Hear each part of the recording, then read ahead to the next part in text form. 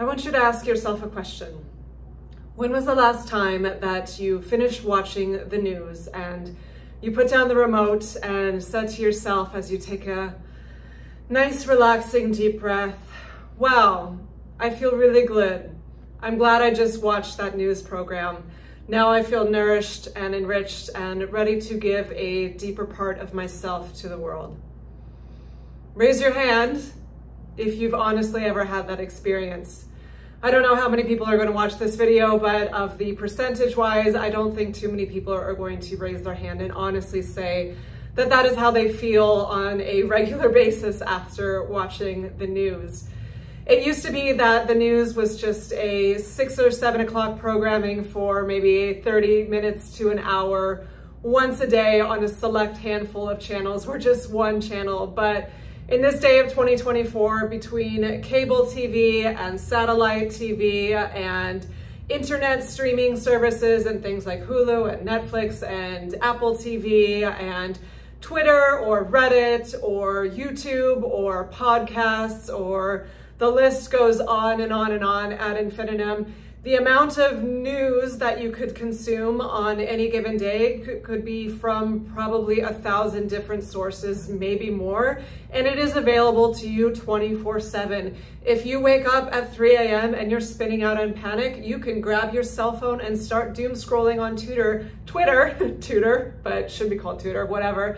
You can start doom scrolling and get lost in the news of anything and everything from local news to anything happening around the world, whether it's AI or food shortages or a flood over here, an earthquake over here, a war over here, the latest presidential debate over here. The amount of content that you consume that falls under the bubble of news is just astronomically overwhelming, or at least it is in my opinion.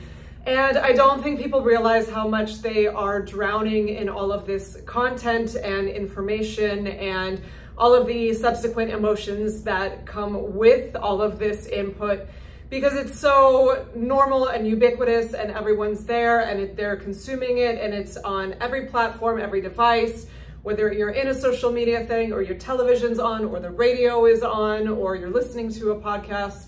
It is absolutely everywhere, and there is this virtue attached to it of you must be listening to the news or watching the news in order to be an educated and well-informed adult. So people oftentimes do not question their consumption of news media because they think they are doing a good thing for themselves and ultimately the world around them to quote unquote stay informed. I'm going to be coming back to this stay informed phrase throughout this video because that's one of the things you hear the most of, and there is so much virtue and meaning we've put on that and subsequent judgment or criticism attached to it if you are not staying informed, that I'd really like to dive into what that means and what value that actually is adding to your life and ultimately to the world. Because whereas I think some people can get critical of human beings and say people have ill intentions for things and the world is just going to shit and whatever,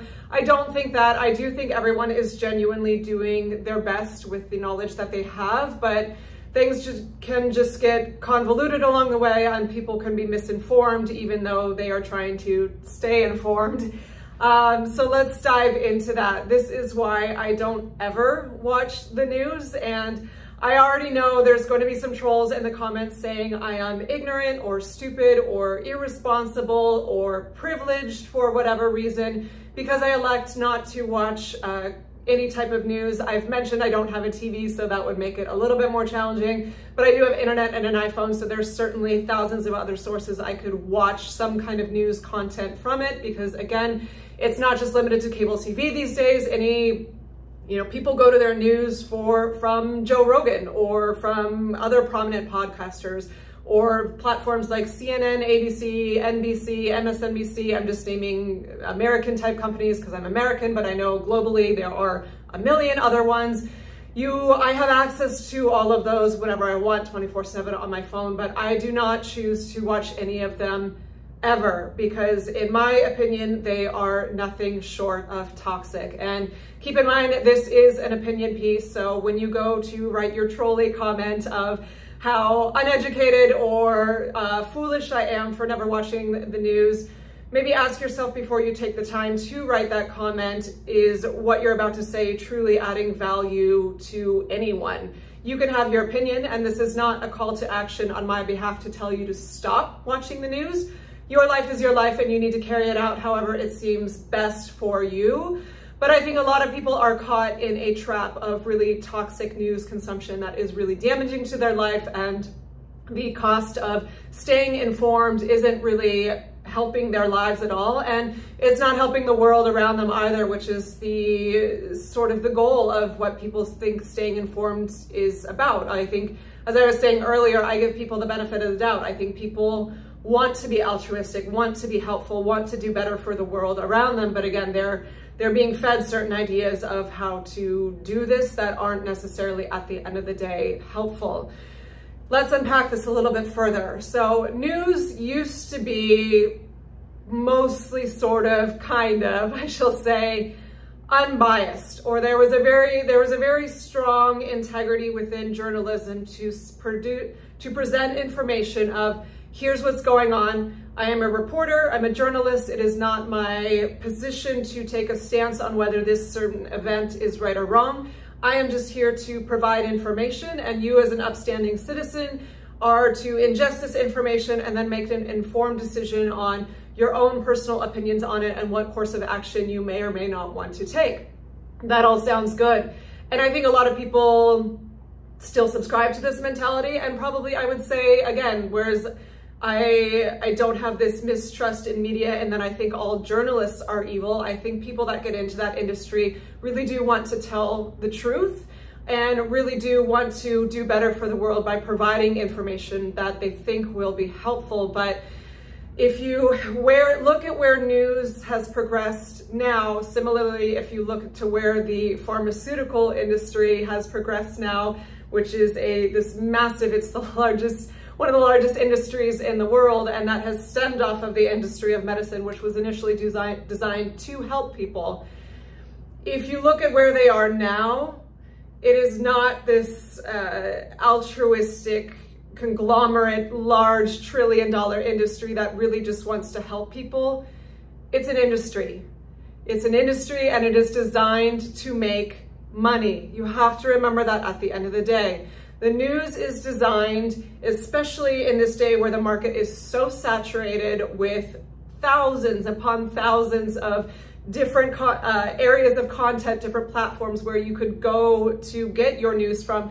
They're all competing for your attention. So similarly, like the world of YouTube, where I am trying to just have a bit of a voice here, there are 8 million other channels that, or maybe more. I just pulled that number out of my ass. I don't know, but there's a lot of channels. We all know that. Everyone is fighting for your attention. And that's where you see things like clickbaity titles, or people doing really crazy, ridiculous stunts, or people just producing content that is sort of feeding addiction. But everyone is sort of clamoring for your attention through all of these different platforms. And the news is no exception from this. And especially because they stand to make billions of dollars in advertising revenue.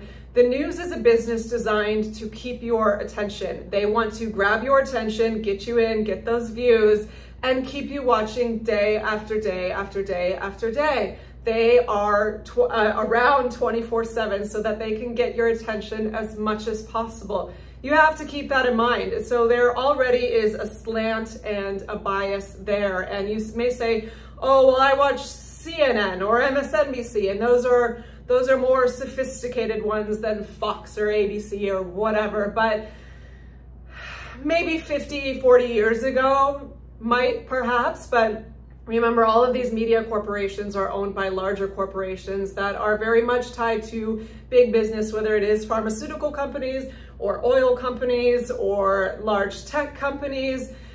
If you follow the money, there is no freestanding media except for maybe a tiny little independent news local company there's no freestanding media that isn't owned by someone that has some sort of agenda they are trying to push. Remember, there is a reason it's called programming. You are being programmed. They want you to have a certain perspective on an agenda that will ultimately serve their best interests, because they are just around to try and make money. And again, this is a bigger issue than, say, the reporters, because it's very rare that a CNN person is like, hey, I've got this really cool, like, avant-garde story and it talks about a local artist or whatever. No, they're being fed what they're supposed to talk about, and they don't have a say in it. And it's a whole bigger picture that is so much larger than what we can even see. But it is no secret that these companies are making a ton of money off of your viewership. So that's already a red flag you have to bear in mind. And then if you still say, okay, yes, I don't care that they're making money, they're providing a service so that I can know what's going on in the world. Well, this is the bigger issue. As I said in the first part of the video, when was the last time you clicked off the news and said, damn, I feel really good about what I just watched, and I feel good about life and good about where the world is heading, and I feel good about my fellow citizen, and I feel good about the relationships that different countries have each other. No, come on. That's absurd, and you know it. I would say 90% of what is put out on the media is based in fear or anger and tribalism. This country is evil, this president is a saint. This corporation's bad, this one is good. This type of group is evil, this political group is the savior. Everything out there is either pitting one team against the other, and then you end up, and especially you go on social media, and then you're in an echo chamber where everyone's saying, yeah, I agree. And then you just get fed this consistent loop of why you're right and why everyone else is wrong. And then you see someone else who maybe doesn't think like you, and you get triggered as fuck. And then you become that troll, just typing away on that keyboard, telling whoever, this stranger on a YouTube channel or stranger in a Twitter thread, why they are so wrong. And this is fed and pushed by the media. It is a divisive tool. It is not bringing us together. But this is, you may say, oh, well, what, problem is it to have a Twitter war? It's sometimes fun to grab your popcorn and listen to all those crazy comments. Okay, maybe, yeah, but no, actually, I think it's toxic as hell and really disturbing. And this is how wars start. I don't say that lightly. I don't say that facetiously. This pitting of one human against the other and unwillingness to see the other side and where there might be truth on the other side, unwillingness to look at your own side and see where there may be faults on your own side, unwillingness to see that we're all humans and we actually all want the same thing. We all want peace and love and security and safety. And the news does not present that. It will, depending on who you're watching, you're gonna watch your same favorites that are your team red or team blue or whatever the hell. It's just like a sports game. You're gonna watch the same content that reinforces your belief systems over and over and over, and that's gonna pull you further and further and further in separation from team blue over here, who's actually doing the same thing. There's truth on both sides, but there's insanity on both sides. But beneath it all, there's commonality, but nothing in the media is preaching to this commonality. It's saying either good is here and bad is here, or good is here and bad is here, and pick your team. And this is doing nothing to remedy how we operate as a planet. We are a global community, whether we like it or not. We've drawn these lines in the sands and say, you can cross here, you can't cross here. And it is incredibly difficult to get us all on the same page. And I'm not naive saying we should all 8 billion of us are going to be able to magically hold hands and sing Kumbaya and all completely agree on the same things, because we all come from vastly different worlds. But the process to peace, the road to peace, is not going to become any shorter as long as we engage in these tribalist behaviors, in these you versus me, in this I'm on this team or that team or that. You even look at anything that's on the news, and take the war in Ukraine, and maybe my video is even going to get flagged down for saying this, but yes, it is absolutely horrible and awful for everyone in Ukraine, but except for maybe a few elitists in the political party in Russia, it is awful for them too. They've had trade sanctions and bans and shutdowns, and they weren't allowed to compete in the Olympics, and no one wants war.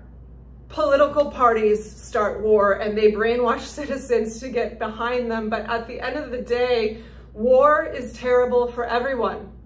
War is terrible for the people in Israel, but war is terrible for the people in Gaza. It is awful that we continue to do this to ourselves as humans, and you may think by watching the news and staying informed, you are doing something to help mitigate this, but ask yourself honestly, by watching the latest live cast from whatever upsetting scene is happening in the world, and it's not just war, whether it's homelessness or whether it's the last political debate or some sort of, wildfire, it's when you are informed, what the hell have you actually done to help mitigate these events, to help solve these events, to help bring peace to these events? Be honest with yourself. Maybe you posted some kind of square on your Instagram, or maybe you started a Twitter thread on why such and such political party is going to be the end of the world. Did that really honestly help bring peace to the world? Did it bring peace to your life? I personally don't think so, and maybe you won't agree with me, and that's okay. As I said, this is an opinion piece. I'm just some chick on YouTube, but there's the quote by Gandhi, "Be the change you want to see in the world."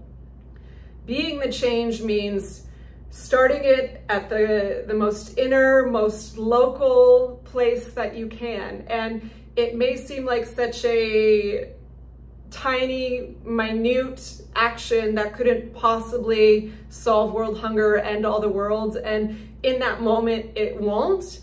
But that is more of a at least tangible step. Watching 2 hours of war coverage does nothing to actually bring peace to that war, when you could go outside and say, be nice to someone who is having a hard day.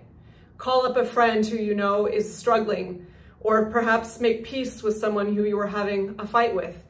Being a really present parent to your children and teaching them love and kindness and respect, so that when they go to school, they treat their fellow students, especially the ones they view as different, with love and kindness and respect. And that ripples out to start raising humans that don't want to go to war with each other, that don't want to listen to the media saying we should be divided, but celebrate we don't have to all be the same either. We can be different, but still coexist. And that may seem like pipe dream or unicorn fairy dust to someone, but it's how I believe. And I think it's the only tangible action you really can take. Again, you can watch a 2-hour newscast on how horrible homelessness is in California, because it's wretched. It is so heartbreaking how many people are struggling with drug addiction, or just they could never pay their rent, or mental illness because or Vietnam War vets that are on the streets of LA and San Diego and San Francisco. And you can watch a 2-hour newscast and shake your head, oh, that's so sad, or it's all this governor's fault, or that president's fault, or this mayor's fault. Or you could go outside, go to the store, get a loaf of bread and peanut butter and make some sandwiches and hand them out to people. And maybe you handed them out to 10 people, but do those 10 people matter less than the collective? You just gave us 10 people food for one day. Every life matters.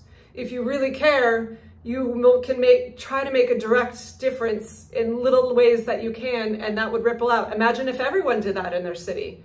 That could be 10, 100, 1,000, 100,000 people. Or go to a food bank and volunteer that day, or go to a pet shelter and volunteer that day, or volunteer at your children's school, and or at an inner city school where kids have both their parents work, or they're from single family homes where they're not getting proper guidance, but you know you're a good parent, you can go give that to other kids.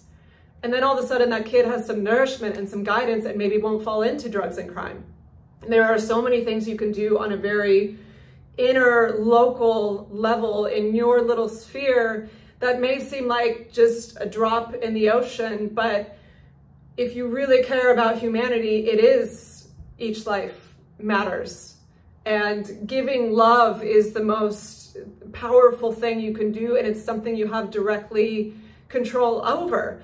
Versus check your energy. next time you read a whole angry Twitter thread or listen to a doom and gloom podcast or YouTube channel or watch ABC or Fox or NBC or the political things, which by the way, those aren't even like one thing. It's like the stock market's tickering at the bottom, and then you've got another little thing in the corner about like the talk show, what's coming up next. Like that's even dividing your attention even further. It's like, how much can we push attention deficit on every single human right now?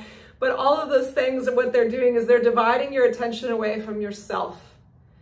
And if you can't clean up your own house, manage your own problems, manage your own heart space, manage your own vibration and energy, how the hell could you possibly contribute anything that would stop a kind of a war or the massive other, or starvation or plagues or anything else that is going on in life? You can't. All you can do is manage your own vibration. And as I said, when you click off after watching any of those, check in with yourself. What do I feel right now? Do I feel hopeful? Do I feel inspired? Do I feel creative? Do I feel loving? Do I feel nurturing? Do I feel powerful? Or do I feel fearful? Do I feel angry? Do I feel hopeless? Do I feel like the world is going to shit? Do I feel like there's nothing to be done? Do I feel distrustful? If you are in that energy, you are taking that energy out into the world and you are adding to the problem. We love to point fingers at the big corporations or the big media, as I'm even saying here. I'm not saying this is media's fault. It'll be what it will be. And there's some well-intending things in there, but there's some really convoluted and warped things in there. If you watched any of my other videos, you know it comes down to personal responsibility. And if you are really watching media and it's leading you to take some sort of concrete action in your local community or at a higher level because you have some kind of political or lobbying capabilities within where you are in your company, then okay, great. But I don't think that's 99% of the people that are watching the news. 99% of the people that are watching the news are coming off in that second state of vibration I just said: fearful, angry, doubtful, hopeless, scared, disillusioned, mistrustful. So ask yourself, what value is staying informed adding to the world? And if you are so distracted in everyone else's problems, how could you possibly manage your own? But all we can really do is take care of ourselves, clean our own house, manage our own vibration, deal with our own problems, deal with our own emotional problems, our own internal wars that are happening. And when we come to our own place of peace and love, then we can take that out into the world. And maybe you help 2 people, but those 2 people bring that love and just nurturing and positive energy to more people. And I know this sounds hippy dippy and whatever, but I really think it's the only true, unless you are a politician or someone high up lobbying in some sort of governmental office or whatever. There are the most concrete way to help elevate ourselves as humans is to give love into the world and to drop this my team versus your team bullshit and say, okay, we can't fix all these problems and they're going to be messy and it's going to take time, but you can't fix hate with hate. You can't fix fear with more fear. You need to manage yourself into a place of love and caring and level-headed emotions so that you can give that into the world and we can approach problems with love and caring and level-headed emotions and respect for humans on both sides of whatever fence, of whatever issue is being talked about. And you may say, well, okay, but I stay informed so I can vote to get the right people in office who can make changes. And okay, yes, that is valid. But the best way to do that is for every time there's an election, there are print publications that will list every single candidate and a synopsis of what they stand for and every single proposition that is being voted on and each side of it, the yes or the no, and the synopsis of what those stand for. And you can read, which reading in general. If you really are dead set on, I must consume media, like print is always a better option because it's slow and there's a start and there's a finish. And it tends to be a little bit less slanted because it's not garnering trying to clamor for your attention like visual media is. But you can read up on these issues before your local elections and just make an informed decision for yourself rather than having some flashy newscaster with this expert specialist being interviewed telling you what you should think. It is always better to make an informed decision for yourself. And the biggest place where you typically can have an impact is at the local level. We get caught up in these hot button national debate issues when the biggest source of change can often start at the local level, and that's where you can have your biggest impact. So, okay, fine, stay informed so that you can make proper voting choices. But in general, as a daily habit of consumption with media, perhaps try the experiment, and each time you consume media, whether it was a news slanted podcast or a YouTube thing or a network TV thing or a streaming thing, whatever, turn it off and sit down for 10 minutes and block out all other distractions and check in with yourself. How did you really feel? What did that do to your energy? What did that do to you that you could flip it around and have a positive impact in the world? And I'm not just saying positive impact like you're ranting and spewing something on Twitter or your Instagram. What can you proactively, physically, concretely do in your life that you think will add value that's in the realm of love? Because remember, you cannot fight hate with hate. You cannot fight fear with fear. So that's just something to bear in mind. Do I think everyone should just stop watching the news? That's your call. It's your life, it's your call. And I know there's certainly people have said like, well, what do you, I mean, you have to stay informed. Well, just a quick example. I mean, throughout the entire pandemic, I didn't watch the news once. And when it was time to wear a mask, I knew that it was time to wear a mask. There were plenty of signs on it. We all know that. When I was a teacher and working in a restaurant, so I lost both of my jobs temporarily. When that moment came, I got phone calls from my boss saying, we're being shut down. When travel restrictions happened, you hear about it. It's there.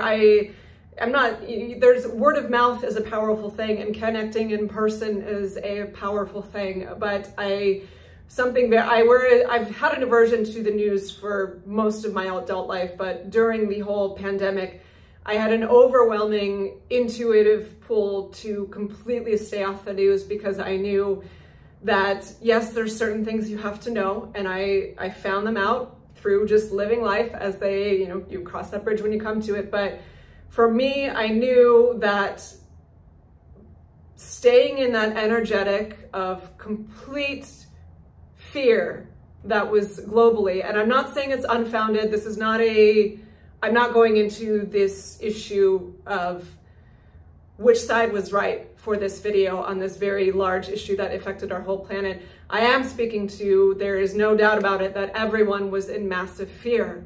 And it wasn't completely unfounded. However, spinning in that fear and watching the news constantly and just taking on more and more and more fear was putting people into hysteria. And I knew the best thing I could do to protect my health in that moment was to stay out of that fear energetic as much as I possibly could, because in my opinion, fear will kill you faster than anything in life. And I don't say that lightly. So perhaps something to keep in mind the next time you go to click on a Twitter news thread or turn on your news, or if you're one of those people that has the news blasting in your home all day, every day, you may want to think about, again, what value is it really adding to your life and the rest of the world by consuming that content, and how you might be able to perhaps better use your time. Okay, thank you for hanging out with me today, and I will see you in the next video. Bye.